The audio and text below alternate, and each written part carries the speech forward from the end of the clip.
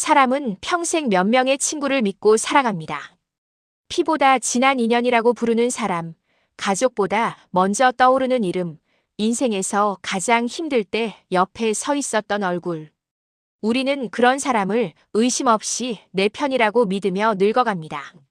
하지만 만약 그 사람이 내가 눈을 붙이고 있을 때, 내가 병실에 누워 있을 때 조용히 내 이름으로 서류를 쓰고 내 통장에서 돈을 꺼내고 내 집 열쇠를 자기 주머니에 넣고 있었다면 여러분은 그 사실을 언제쯤 알 수 있을까요? 20해일까요? 30해일까요? 아니면 모든 걸 잃고 나서야일까요? 이 이야기는 평생을 함께 자란 친구를 믿었다가 어느 날 문득 나는 내 인생을 살고 있었던 게 아니었구나라는 사실을 깨달은 한 노인의 기록입니다. 그는 큰 돈을 벌었던 사람도 아니고 유명했던 사람도 아닙니다. 조선소에서 평생을 일하고 허리와 무릎을 망가뜨리며 하루하루 성실하게 살아온 우리 주변 어디에나 있을 법한 평범한 사람입니다. 그리고 그의 곁에는 초등학교 시절부터 50해를 함께한 단 한 명의 친구가 있었습니다. 그는 그 친구를 단 한 번도 의심해 본 적이 없었습니다. 이 이야기를 끝까지 들으시면 왜 사람을 겉모습으로 판단하면 안 되는지, 왜 오래된 인연일수록 더 조심해야 하는지, 그리고 믿음이 어떻게 한 사람의 인생을 송두리째 바꿔버릴 수 있는지 자연스럽게 느끼시게 될 겁니다. 혹시 지금도 누군가에게 통장과 도장과 서류를 맡기고 계신 분이 있다면 이 이야기는 남의 이야기가 아닐지도 모릅니다.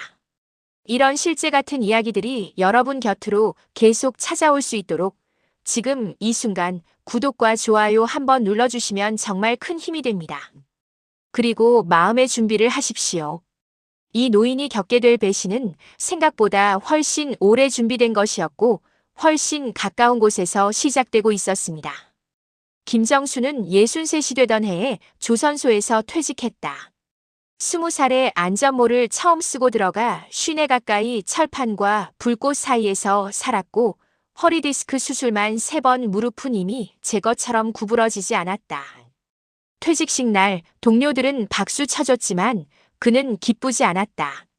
집에 돌아오면 불 꺼진 거실과 아내 사진만 놓인 장식장, 그리고 하루 종일 울리지 않는 전화기가 그를 기다리고 있었기 때문이다. 아내는 10년 전 병으로 먼저 떠났고 자식 둘은 각자 가정을 꾸려 명절에나 목소리를 들을 뿐이었다. 그런 정수 곁에 끝까지 남아있던 사람은 단 한 명, 초등학교 5학년 때 같은 반이었던 박춘식이었다. 둘은 동네 골목에서 구슬치기 하던 아이로 만났고 군대도 비슷한 시기에 갔다 왔고 결혼식 사회도 서로 봐줬다. 정수는 말수가 적고 남의 일에 끼어들지 않는 성격이었고 춘식은 늘 말이 많고 사람들 사이를 잘 오갔다. 술만 마시면 춘식은 늘 같은 말을 했다. 야, 정수야, 너는 사람을 너무 쉽게 믿어. 세상 그렇게 만만하지 않다니까. 정수는 그 말을 들을 때마다 웃으며 고개만 끄덕였다. 그 말이 자기를 지키려는 조언이라고 믿었기 때문이다. 퇴직금과 아내가 남긴 보험금을 털어 정수는 작은 빌라 하나를 샀다. 전세를 끼고 마련한 인생 마지막 집이었다. 계약서, 대출 서류, 등기부등본, 인감증명서, 그 복잡한 종이들은 모두 춘식이 대신 처리해 주었다. 너 이런 거 하나도 모르잖아. 내가 해줄게. 정수는 그 말에 고맙다고만 했다. 통장도 비밀번호도 인감도장도 자연스럽게 춘식 손을 거쳐갔다. 정수는 그게 위험한 일이라는 생각을 단 한 번도 하지 않았다. 50해를 함께 산 친구에게 무엇을 숨길 이유가 있겠느냐고 믿었기 때문이다. 그리고 그때 정수는 알지 못했다. 그 순간부터 자기 인생의 주인이 조금씩 아주 조용히 바뀌고 있었다는 사실을. 정수가 처음 몸에 이상을 느낀 건 퇴직하고 반년쯤 지났을 때였다. 계단 몇 층만 올라가도 숨이 찼고 밤마다 가슴이 답답해 잠을 설쳤다. 동네 내과에서 정밀 검사를 권했고 며칠 입원만 하면 된다는 말에 가볍게 짐을 챙겨 병원에 들어갔다. 병실 침대에 누워 천장을 바라보며 그는 문득 집에 혼자 두고 온 통장과 우편물, 공과금 고지서가 떠올랐다. 그때 춘식이 병실로 찾아왔다. 과일 바구니를 내려놓고 의자에 앉은 그는 아무렇지 않은 얼굴로 말했다. 야, 내가 여기 누워있는 동안 공과금 밀리면 골치 아프다. 통장 하나만 내가 잠깐 관리해줄게. 비밀번호만 알려줘. 정수는 잠시 망설였지만 쉰해 친구를 의심한다는 생각 자체가 부끄러워 비밀번호를 적어주었다. 며칠만 봐줄게. 그 말에 정수는 고개를 끄덕였다. 퇴원하고 집으로 돌아온 뒤 처음 며칠은 아무 일도 없는 것 같았다. 그런데 어느 날 통장 정리를 하다 낯선 출금 기록이 눈에 들어왔다. 금액은 크지 않았고 날짜도 들쑥날쑥했다. 정수가 조심스럽게 묻자 춘식은 웃으며 말했다. 아, 그거 내 카드 연회비야. 자동으로 빠져나간 거야. 며칠 뒤 또 다른 출금이 찍혔을 때는 이렇게 말했다. 관리비 자동이체 날짜가 바뀌었더라. 정수는 그 말을 믿었다. 계산이 빠른 사람이 아니었고 무엇보다 친구를 의심하는 자신이 싫었다. 그런데 이상한 일은 그 뒤부터 조금씩 늘어갔다. 우편함에는 은행 봉투가 자주 꽂혀 있었고 동네 부동산에서는 춘식이 자기 집 서류를 때려왔다는 말을 전해주었다. 어느 날 마주친 이웃이 툭 던지듯 말했다. 정수 씨, 요즘 춘식 씨가 집 주인처럼 다니던데요. 정수는 웃으며 넘겼다. 아니에요. 친구가 도와주는 겁니다. 하지만 그날 밤 혼자 거실에 앉아 통장을 다시 펼쳐본 순간 정수는 처음으로 설명할 수 없는 불안을 느꼈다. 출금 횟수가 생각보다 잦았고 금액이 조금씩 커지고 있었기 때문이다. 그는 그날 통장을 덮으면서 스스로에게 이렇게 말했다. 설마 내가 평생 친구를 잘못 믿었겠나. 그리고 그 말이 며칠 뒤 얼마나 잔인한 거짓말이었는지 알게 될 줄은 그때의 정수는 전혀 몰랐다. 그날 이후 정수는 밤마다 통장을 펼쳐놓고 숫자를 들여다보기 시작했다. 돋보기를 코끝에 걸치고 한 줄 한 줄 손가락으로 짚어가며 날짜와 금액을 세었다. 그러다 어느 순간 한 기록에서 눈이 멈췄다. 박춘식 대리 인출 5천만 원. 순간 숨이 턱 막혔다. 손이 떨려 통장을 몇 번이나 다시 넘겼지만 그 줄은 사라지지 않았다. 그는 그 종이를 접어 주머니에 넣고 아무 말도 하지 않은 채 춘식의 집으로 갔다. 초인종을 누르자 안에서는 웃음소리와 그릇 부딪히는 소리가 들렸다. 문을 열자 거실에는 춘식의 아내, 아들, 며느리까지 둘러앉아 있었고 벽에는 새 TV가 걸려 있었고 주방에는 반짝이는 새 냉장고가 놓여 있었다. 정수는 신발도 벗지 못한 채 거실에 서서 떨리는 목소리로 말했다. 춘식아, 이 돈, 이거 뭐냐? 춘식은 종이를 힐끗 보더니 아무렇지 않게 웃었다. 아, 그거 내 돈 아니야. 정수는 말문이 막혔다. 무슨 소리야? 내 통장에서 나간 돈이잖아. 그때 식탁에 앉아있던 춘식의 아들이 코웃음을 쳤다. 아저씨, 솔직히 말해서요. 아버지가 안 챙겨줬으면 아저씨 지금쯤 요양원 가 있었을 겁니다.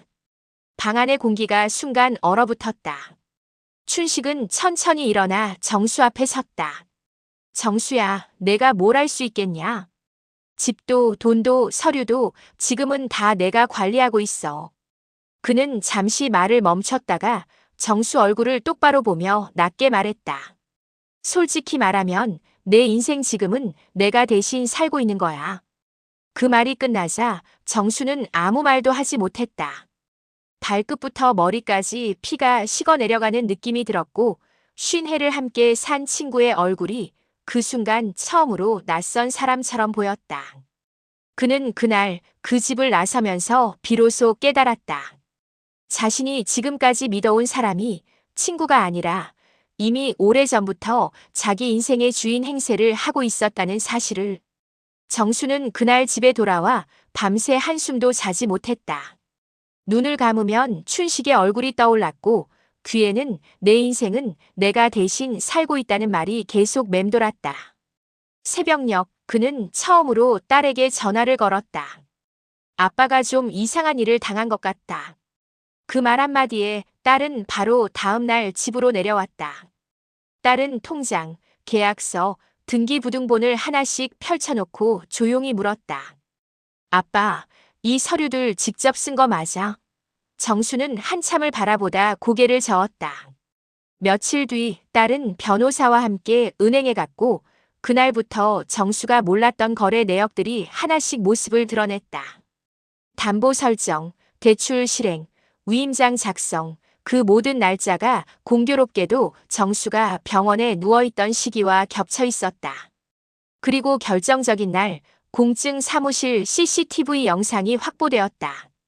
법정 스크린에 화면이 켜졌을 때 정수는 숨을 삼켰다. 병원 침대에 누워있는 자신의 모습이 먼저 나왔고, 이어 다른 화면에서 춘식이 혼자 앉아 인감도장을 찍고 서류를 넘기고 있었다. 방청석에서 낮은 탄식이 흘러나왔다. 검사가 천천히 물었다. 피고, 이 시간에 김정수 씨는 병원에 있었는데 왜 혼자 서류를 작성했습니까? 춘식은 처음으로 말문이 막혔다. 입술이 바짝 말라 움직이지 않았고 손은 의자 팔걸이를 꽉 붙잡고 떨고 있었다. 판사가 다시 물었다. 피고, 이 서명 본인이 쓴 겁니까? 잠시 침묵이 흘렀고 법정 안은 숨소리조차 들리지 않을 만큼 조용해졌다.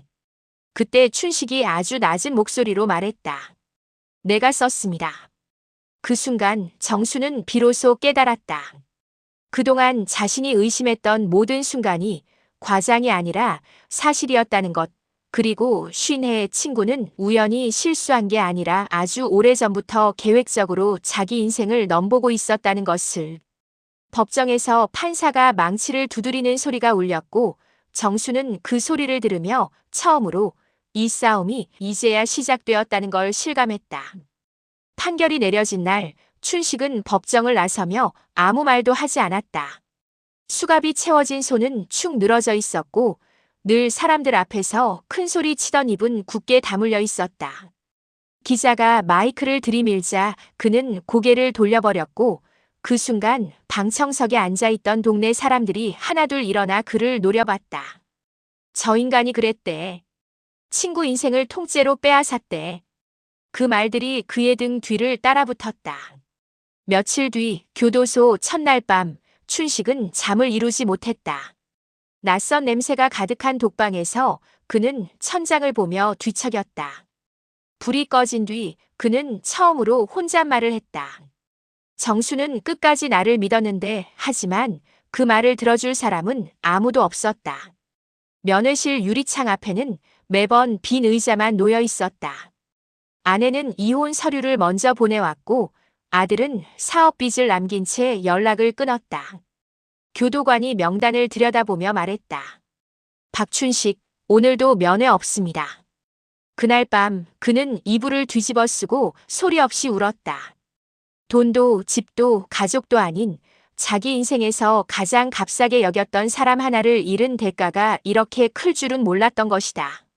한편 정수의 집 앞에는 은행 직원과 법원 집행관이 드나들며 담보 서류를 하나씩 정리했다. 부당하게 설정된 근저당은 말소되었고 빠져나갔던 돈은 압류 조치로 되돌아오기 시작했다. 동네 사람들은 정수를 붙잡고 말했다. 정수 씨, 진짜 큰일 날 뻔했어요. 그는 그 말에 대답하지 않았다. 그저 조용히 서류에 도장을 찍으며 마음속으로 한 가지 생각만 반복했다. 50해를 함께 산 친구가 이렇게 쉽게 무너질 줄 알았다면 나는 그 사람을 그렇게 오래 믿지 않았을 텐데. 그리고 그날 밤 집으로 돌아온 그는 처음으로 자기 이름으로 된 등기부등본을 펼쳐놓고 오래 바라보았다. 적어도 이제 이 집만큼은 다시 자기 것이 되어 있었기 때문이다.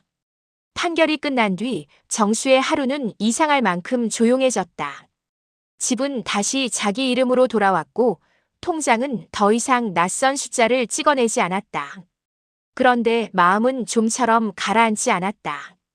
밤이 되면 자꾸만 병실 천장과 춘식의 거실과 법정 스크린이 번갈아 떠올랐다. 그는 어느 날 동네 복지관 앞을 지나다 무료 법률 상담 안내문을 보게 되었다. 노인 대상 재산 피해 상담. 그 글자를 오래 바라보다가 그는 조용히 문을 열고 들어갔다. 상담실 안에는 자기보다 조금 더 늙은 노인이 앉아 있었고 그 노인은 떨리는 손으로 말했다. 아들이 제 도장을 가져갔습니다. 정수는 그 말을 듣는 순간 아무 말도 하지 못했다. 대신 그날 이후 그는 매주 그 상담실에 나가 앉기 시작했다. 서류를 함께 읽어주고 통장을 확인해주고 이건 혼자 싸우면 안 됩니다라는 말을 반복했다. 어느 날 상담을 마치고 나오는데 우편함에 낯선 편지 한 통이 꽂혀 있었다. 발신인은 교도소였다. 봉투를 뜯자 짧은 글씨가 적혀 있었다. 정수야, 내가 미쳤었다. 내 인생을 그렇게까지 탐낼 줄은 나도 몰랐다. 한 번만 내 앞에 서서 사과하고 싶다. 정수는 그 편지를 들고 한참을 서 있었다. 그리고 집에 돌아와 그 편지를 찢어버리지도 답장을 쓰지도 않은 채 서랍 맨 아래에 넣어두었다. 그날 밤 그는 혼잣말처럼 중얼거렸다. 너를 용서하는 게 내가 편해지는 일이라면 나는 그걸 하지 않겠다. 대신 그는 다음 주에도 상담실에 나갔고 그 다음 주에도 나갔다. 그리고 어느 날 처음 왔던 그 노인이 말했다. 선생님 덕분에 집을 지켰습니다. 그 말을 듣는 순간 정수는 처음으로 알았다. 자기 인생이 누군가에게 빼앗겼던 자리에서 이제는 누군가를 지키는 쪽으로 돌아왔다는 것을. 그리고 그날 집으로 돌아오는 길 그는 처음으로 아주 오랜만에 혼자 웃었다. 시간이 조금 흐른 뒤 정수는 어느 날 혼자 집 앞 벤치에 앉아 올해 하늘을 바라보고 있었다. 예전 같으면 그 옆자리는 늘 춘식이 차지하고 있었을 자리였다. 담배를 피우며 세상 욕을 늘어놓던 그 친구의 모습이 문득 스쳐 지나갔다. 정수는 그 자리가 비어있다는 사실보다 그 자리를 아무렇지 않게 비워둘 수 있게 된 자신이 더 낯설었다. 50해를 함께 산 사람을 잃고도 인생은 이렇게 아무 일 없다는 듯 흘러간다는 것이 이상할 만큼 서늘했기 때문이다. 그는 가끔 서랍 맨 아래에 넣어둔 편지를 꺼내어 펼쳐보았다. 읽지도 않고 버리지도 않은 채 그냥 그 글씨를 바라보다가 다시 접어넣었다. 그 편지가 남긴 건 미안함도 분노도 아닌 단 하나의 질문이었다. 사람은 도대체 언제부터 이렇게까지 변할 수 있는 걸까? 정수는 이제 누구에게도 통장 비밀번호를 알려주지 않았고 누구에게도 서류를 맡기지 않았다. 대신 상담실에서 만난 노인들에게 늘 같은 말을 했다. 가장 오래 안 사람일수록 가장 마지막까지 확인하셔야 합니다. 그 말은 충고처럼 들렸지만 사실은 자기 자신에게 하는 말이었다. 어느 날 처음 상담을 받았던 그 노인이 손을 꼭 잡고 말했다. 선생님 아니었으면 저는 다 잃을 뻔했습니다. 그 말을 듣고 돌아오는 길 정수는 문득 이런 생각이 들었다. 누군가에게 빼앗긴 인생은 다시 되찾는데 아주 오랜 시간이 걸리지만 그 인생으로 또 다른 사람을 지키는 데는 생각보다 큰 힘이 필요하지 않다는 것을. 그리고 지금 이 이야기를 듣고 계신 여러분께 그는 조용히 묻고 싶어집니다. 여러분은 지금 누구를 가장 믿고 계십니까? 그 믿음은 정말로 여러분 편일까요? 혹시 통장, 도장, 집 서류를 아무 의심 없이 맡기고 계신 사람은 없습니까? 댓글로 여러분이 겪었던 배신과 다시 일어선 순간을 남겨주십시오. 여러분의 이야기가 아직 아무것도 모른 채 누군가를 믿고 있는 또 다른 사람의 인생을 지켜줄지도 모릅니다.